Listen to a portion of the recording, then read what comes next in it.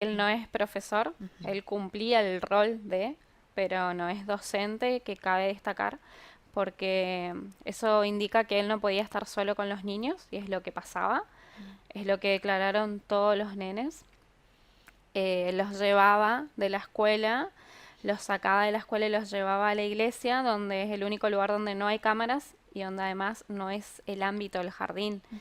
Entonces nosotros padres debíamos ser notificados de estas salidas de nuestros hijos, cosa que no pasaba. Nosotros no sabíamos hasta que nuestro hijo empieza a tener diferentes comportamientos y a manifestar que él no quería ir al jardín, lo padecía, cuando al principio de año a él le gustaba ir al jardín.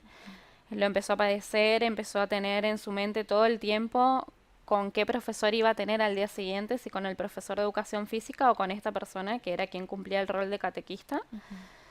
Ujú. Lo llevábamos a la plaza, pero él igual, pensando si al otro día tenía o no jardín, llorando en la plaza, un niño de 4 años llorando en la plaza, ya no era normal.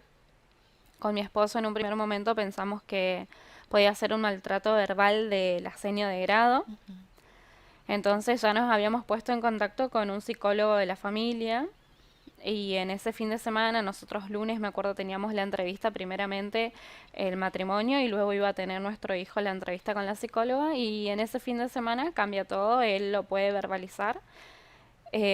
Con sus 4 años lo pudo poner en palabras y además pudo hacer los gestos de lo que sucedía. Ujú. Esta persona los llevaba a la iglesia solos, les decía que él era Jesús, que eso eran los castigos divinos porque ellos, los varones, únicamente los varones, se portaban mal. Entonces los llevaba al baño y ahí sucedían estos abusos. Simples porque no llegaron a ser carnales, pero sí agravados porque en ese entonces él tenía la tutela del menor, digamos. Ujú. Bueno, Nosotros pedimos la prisión preventiva después de 2 años y no, el fiscal Martín Bogado no dio lugar por unas ciertas razones que después yo, si ujú. querés, te las voy a comentar, pero que son mentiras. No sé si se equivocó de expediente o no lo revisó bien el expediente, pero lo que él plasma en el por qué él no da lugar a esa prisión preventiva no existe. Es lo que en teoría no tendría que haber pasado, que se revictimice a las víctimas y es lo que sucedió todo el tiempo, desde el 2017, de octubre del 2017 hasta marzo del 2019, que nuestro hijo puede hacer la cámara Gesell. No es como se dijo en los medios, como dijo el procurador Canteros, que nosotros los padres nos oponíamos o que los niños no estaban aptos. No, nuestro hijo en particular, desde el día uno, desde la primer pre-Gesell, yo no traje ahora acá, pero después si querés te lo envío, Ujú. eh, contó todo. No sé si en ese entonces era Iliana Díaz quien llevaba adelante las pre-Gesell y encargada de hacer la Gesell. Le faltó que nuestro hijo haga una obra de teatro o qué más, porque él no solo verbalizó todo lo que sucedía, sino que además lo gestualizó, que es algo que pedimos y es mucho pedir a un nene de 4 años que lo verbalice cuando está comprobado que hay personas que sufrieron abusos que lo pueden poner en palabras después de 10 años o Ujú. no lo pueden poner nunca en palabras.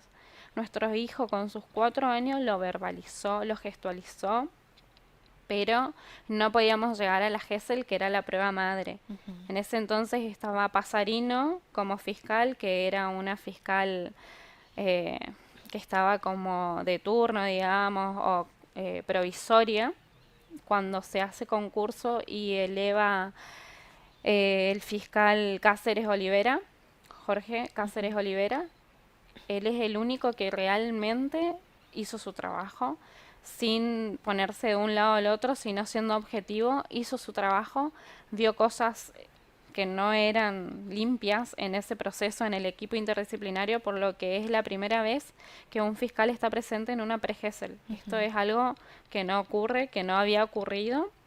Él tuvo que estar presente en una pre-Gesell porque había amenazas al niño, hubo amenazas a quien iba a ser nuestra perito.